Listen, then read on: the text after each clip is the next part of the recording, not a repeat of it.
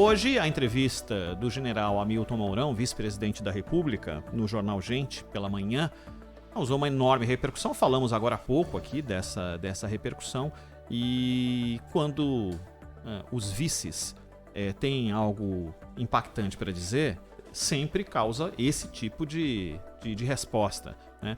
Quando o momento é turbulento ou não, ou às vezes a declaração torna o momento turbulento, e a história reserva os mais diferentes perfis de vice-presidentes do Brasil. Nós vamos conversar com o José Álvaro Moisés, que é cientista político, Universidade de São Paulo. José Álvaro, como vai? Boa tarde.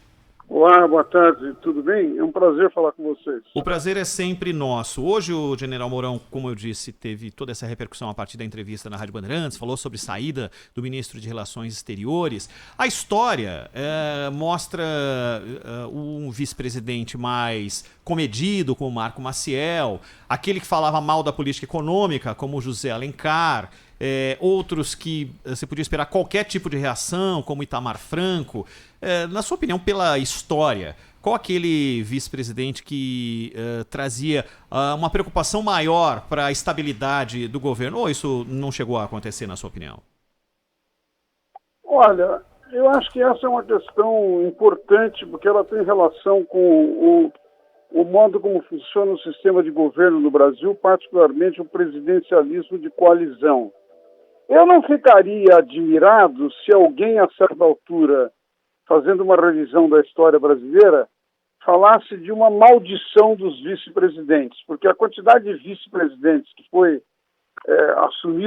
substituiu o presidente, não é? Ou por renúncia, ou por suicídio, ou por morte, golpe de Estado, pelas mais variadas circunstâncias, inclusive recentemente, nesses últimos 30 anos, 2 impeachments. Nós tivemos 2 impeachments de presidentes eleitos democraticamente em menos de 30 anos, nesse período democrático. Então, eu diria, tem alguma coisa do funcionamento do sistema que dá tal importância para os vice, não é? Alguém poderia dizer, talvez isso se deva ao fato de que os presidentes não são tão bons, não têm tantas qualidades, e acabam caindo, ou acabam saindo, ou acabam renunciando. Mas eu diria, para escapar desse tipo de consideração, eu diria que existe um aspecto da estrutura do funcionamento do sistema que acaba levando em que, se você tiver uma crise muito grave, tem poucas saídas para o Brasil sair da crise e o presidente continuar. Então acaba sendo uma crise, não é, que ou elege um novo presidente por eleições ou faz o processo do impeachment, e com isso os vices acabam ganhando uma extrema importância, assumindo muitas vezes para completar o mandato dos presidentes. E desse ponto de vista, não é, o general Mourão, embora não seja, pelo menos até agora, não seja essa a situação, mas o general Mourão, de alguma maneira, com todas as suas entrevistas, suas perspectivas, de alguma forma, ele dá uma indicação de que é alguém que, diferente do presidente Jair Bolsonaro, está, digamos assim, a postos para eventualmente assumir a função. Professor, prazer tê-lo aqui na Rádio Bandeirantes, uma ótima tarde para o senhor. E é bem isso que o senhor falou, o Brasil sempre foi conhecido como o país dos vices. Obviamente que o vice-presidente é uma figura importante, né, por si só, pelo cargo político. Agora, no Brasil, ele tem uma importância histórica exatamente por tudo que a gente passou. Será que é por isso que as pessoas prestam mais atenção aqui no nosso país ao que o vice fala, como o vice age, quais são os próximos passos do vice? Eu acho, Sônia, eu acho que você tem razão. Em grande parte, isso tem razões históricas. Quer dizer, no nosso caso, como eu estava procurando explicar antes o meu ponto de vista, dadas as circunstâncias do funcionamento institucional da presidência, numa situação de crise, o vice é sempre alguém que está a postos para assumir. Como isso aconteceu muitas vezes, as pessoas prestam atenção. Veja que, inclusive, até a eleição de 1960, em que elegeu o ex-presidente Jânio Quadros, que renunciou, e o ex-presidente João Goulart, que depois foi deposto, até 60, a eleição se dava em separado. O candidato à presidência e a vice não eram da mesma chapa.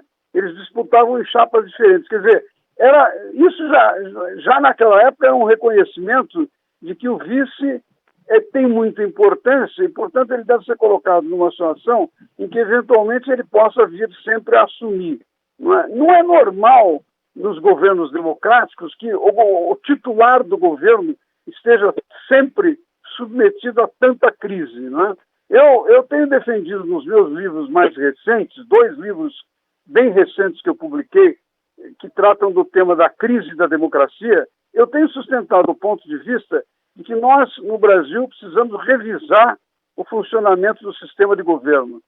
Um sistema de governo que sempre que tem crise, né, tem poucas oportunidades para que o país saia sem trauma, sem sofrimento, sem gerar efeitos na economia, recessão, desemprego, perda de renda, tudo isso, precisa cair a ficha, num certo sentido, de que nós precisamos buscar um sistema de governo que funcione de uma maneira com maior normalidade, sem que cada problema, cada tensão gere uma crise institucional. E veja que no caso brasileiro gera uma crise, em geral, uma crise política e logo em seguida uma crise das instituições. Então, depois, um dos efeitos dessa situação é que uma boa parte dos cidadãos brasileiros desconfiam das instituições e desconfiam da própria democracia. É uma coisa perigosa, é uma coisa muito grave para nós. Sem falar do sofrimento que as crises geram por causa dos seus efeitos sociais e econômicos, né? Professor José Álvaro Moisés, muitas vezes é retomada a discussão a respeito de o parlamentarismo ser apresentado como solução, inclusive muita gente trata como panaceia, que é uma bobagem, né? Tanto o presidencialismo quanto o parlamentarismo podem funcionar perfeitamente ou não. Nenhum deles traz a solução embutida, inerente ao modelo, ao sistema. A Itália, por exemplo, teve 10 gabinetes diferentes só neste século. A Alemanha teve 2. Então depende, claro, das circunstâncias de cada país. No Brasil... Sem dúvida. Não é? Então eu queria saber do senhor que visão o senhor tem a respeito dessa discussão, se o senhor acha que, de fato, no caso brasileiro, com as peculiaridades brasileiras, com a história brasileira, se o parlamentarismo é uma alternativa interessante ou se poderia, inclusive, provocar crises permanentes, como acontece com a Itália. Olha, a minha impressão é que nós vamos ter que encarar esse debate e essa discussão. Eu, pessoalmente, tendo muito mais a defesa do parlamentarismo do que do presidencialismo como funciona no Brasil. Isso por quê? Porque o parlamentarismo ele parte de uma premissa extremamente importante, que ele dá mais importância para os representantes do povo, que são eleitos diretamente pelo povo, para representá-los no Congresso, no Parlamento, e, ao mesmo tempo, eles dão mais responsabilidade para os partidos políticos. Muitas pessoas, às vezes, dizem, não podemos mudar o sistema de governo no Brasil, que os partidos funcionam mal. Mas é preciso ter um ponto de partida pelo qual eles possam começar a funcionar bem. E um ponto de partida importante é dar a eles mais responsabilidade e cobrar mais. Então, isso são, digamos assim, mudanças que podem ocorrer no contexto de uma reforma política, não uma reforma momentânea, como tem sido nos últimos anos, mas uma reforma mais profunda, pelo qual o país reflita, o país, digamos assim, pense na oportunidade de fazer uma mudança de governo que permita dar mais tranquilidade ao funcionamento dos governos republicanos. Quer dizer, nós não podemos prosseguir na história brasileira com governos que, a cada momento que tem uma tensão, imediatamente aparecem 10, 20, 30, 40, 50 processos de pedidos de processo de impeachment. Isso é uma indicação de fragilidade do sistema que nós temos que enfrentar. Alguém sempre vai dizer, e eu entendo a sua preocupação, entendo perfeitamente que eu acho que é uma coisa correta. Alguém sempre vai dizer, olha, dada a história brasileira, nós tivemos 2 plebiscitos, em que nos 2 plebiscitos de 63 e 93, o parlamentarismo foi derrotado e permaneceu o presidencialismo, e seria muito difícil de abrir um debate, de instalar um novo regime. Eu penso que não. Eu penso que o balanço que nós temos que dar, a avaliação que precisa ser feita, é qual o desempenho que ocorreu do sistema presidencialista nesses últimos 30, 40 anos e como ele gerou crises e foi capaz de resolver crises sem chegar a situações tão traumáticas como o impeachment. São muito poucas vezes que ocorreu isso. A maior parte das vezes acaba encaminhando para o debate do impeachment. O debate do impeachment divide a sociedade, divide os partidos, paralisa o governo, leva o governo, às vezes, a interromper ações econômicas que poderiam ter efeitos de recuperação da economia e do emprego. Então, é preciso examinar essas questões com cuidado, examinar com abertura, sem, digamos assim, cabeça fechada para imaginar que não tem outra alternativa. Eu me inclino muito pela experiência de Portugal e da França, em que você tem um presidente eleito diretamente pelos eleitores e um primeiro-ministro que é escolhido pela maioria dos partidos, não é, que estão no parlamento. É uma divisão das funções entre o chefe de Estado e o chefe de governo que acaba ajudando o funcionamento do sistema democrático. Toda vez que você concentra muito poder em uma única autoridade, chefe de governo e chefe de Estado no presidente da República, isso suscita abuso de poder, suscita a possibilidade de mau funcionamento. Então, num certo sentido, eu acho que, dada a nossa experiência histórica e tantos efeitos de crise que nós tivemos, talvez tenha chegado o momento de fazer um exame mais crítico dessa experiência e abrir a possibilidade de um debate que introduza novos mecanismos de funcionamento do sistema de governo. E talvez seja interessante a gente ressaltar que, por exemplo, em 1963, a ideia de parlamentarismo estava muito associada a um casuísmo que, inclusive, vigorou durante um tempo para evitar que o Jango não apenas fosse presidente, mas governasse de fato. Então, o parlamentarismo foi, inclusive, a maneira que encontraram para que aceitassem o Jango na presidência. Ou seja, vai estar na presidência, exatamente, mas não vai governar, não é? Não, você tem toda a razão.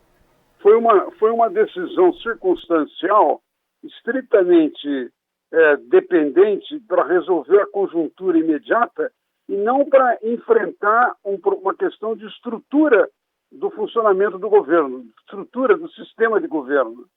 Foi uma decisão superficial e que acabou levando, em poucos anos, recusada e acabou levando a mais crises, né? Então, eu acho que nós precisamos sair dessa síndrome.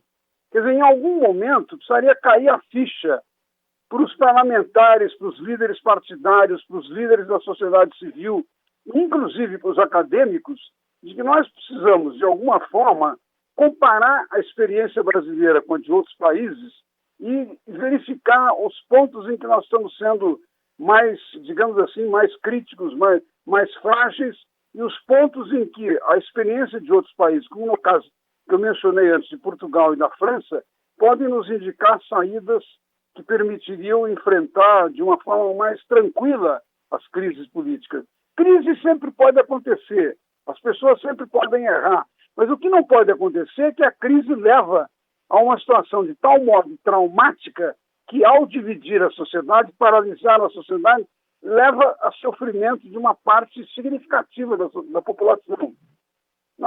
Esse é um aspecto que nós precisamos incorporar na nossa reflexão política e no nosso raciocínio, na minha opinião. Não, e gostei que o senhor explicou bem a diferença entre chefe de Estado e chefe de governo, que no caso do Brasil, as duas coisas estão concentradas em uma pessoa.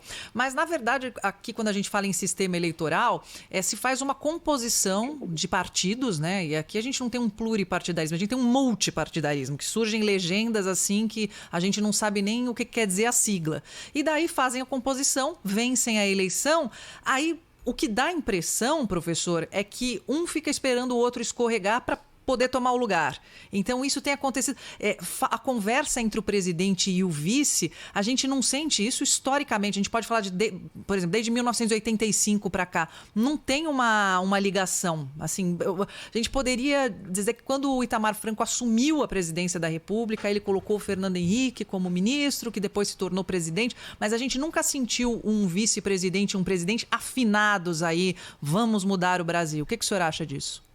Não, eu acho que você tem razão. Essa afinidade, por exemplo, ocorreu mais na experiência do ex-presidente Fernando Henrique Cardoso com o senador Marco Maciel.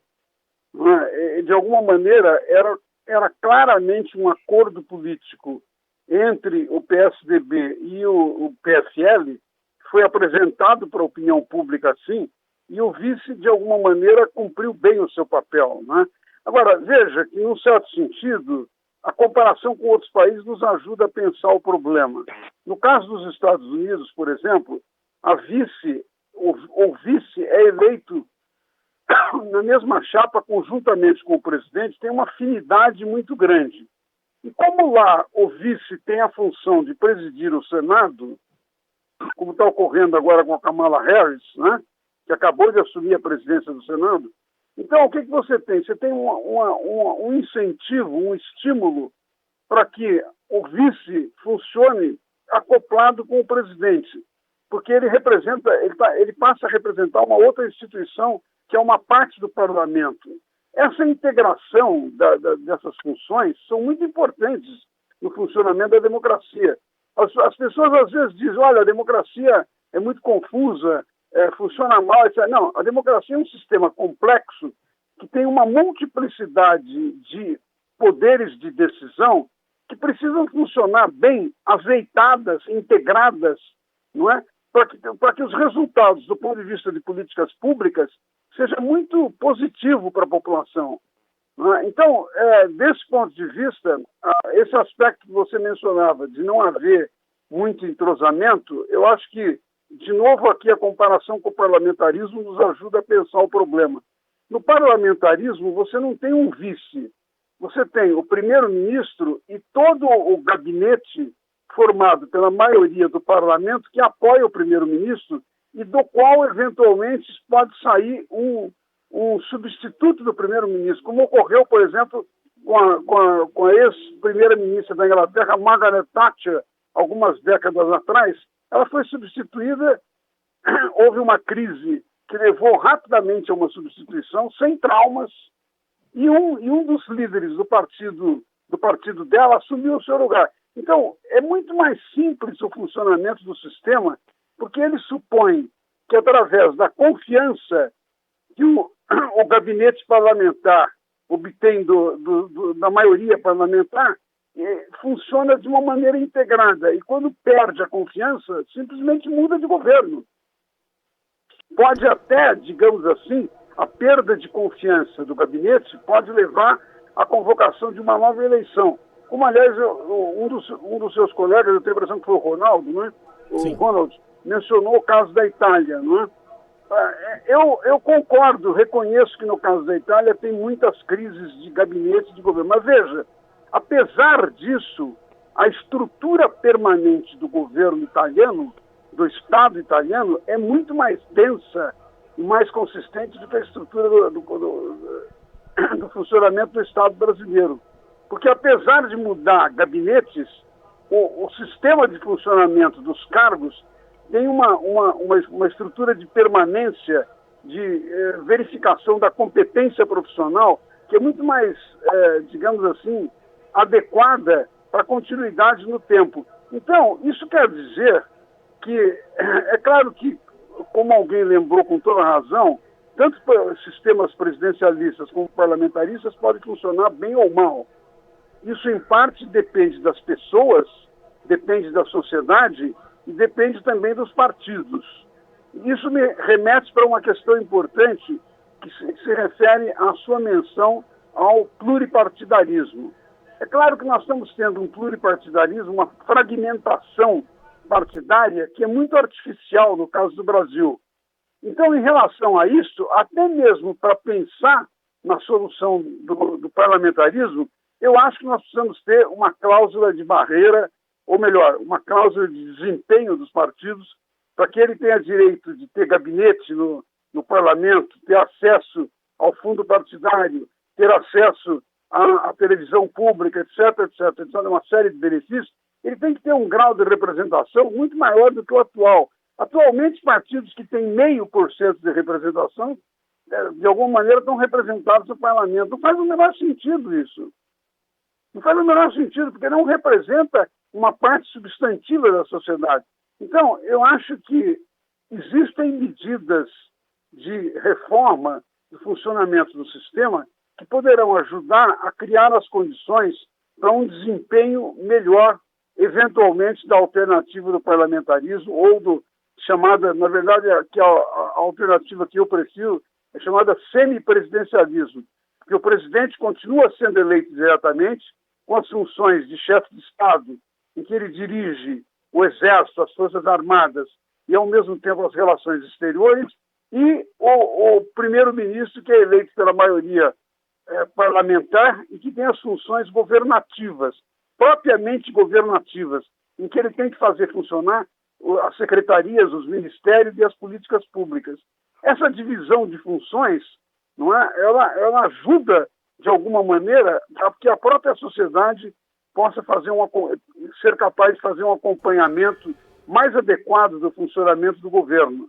Hoje nós temos a população muito distante, não existe transparência. Veja como no caso agora do inquérito que foi solicitado pelo Procurador-Geral da República em relação ao Ministro da Saúde, há uma série de questões da ação do Ministério da Saúde que a sociedade não tomou conhecimento. Nós vamos tomar conhecimento agora na medida em que há uma investigação. Nós precisamos dar um passo adiante em relação a isso e tornar as ações governamentais mais claras, mais transparentes, de tal modo que os cidadãos possam cobrar melhor, cobrar o seu partido, cobrar o seu líder, cobrar o seu representante e cobrar o governo. Quer dizer, num certo sentido, quando se fala em dificuldades de funcionamento da democracia, é preciso levar em conta que existe um papel a ser desempenhado pelos cidadãos também. Partidos são muito importantes, líderes são muito importantes, não podem cometer erros de abuso de poder, corrupção, etc. Mas o papel dos cidadãos também é muito importante. E desse ponto de vista, isso abriria aqui um novo capítulo no nosso debate em torno do papel da educação para a formação de cidadãos. Sem uma educação adequada que atinja o conjunto da sociedade com qualidade, nós não seremos capazes de formar cidadãos ativos, inteligentes, capazes de acompanhar a complexidade do funcionamento da democracia. José Álvaro Moisés, cientista político da Universidade de São Paulo, conversou aqui conosco nessa tarde no Bandeirantes Acontece. José Álvaro, um abraço, muitíssimo obrigado pela atenção com a Rádio Bandeirantes. Até uma próxima. Até uma próxima. Um grande abraço a todos vocês e parabéns pelo trabalho que vocês realizam aí. Muito obrigada. Até a próxima.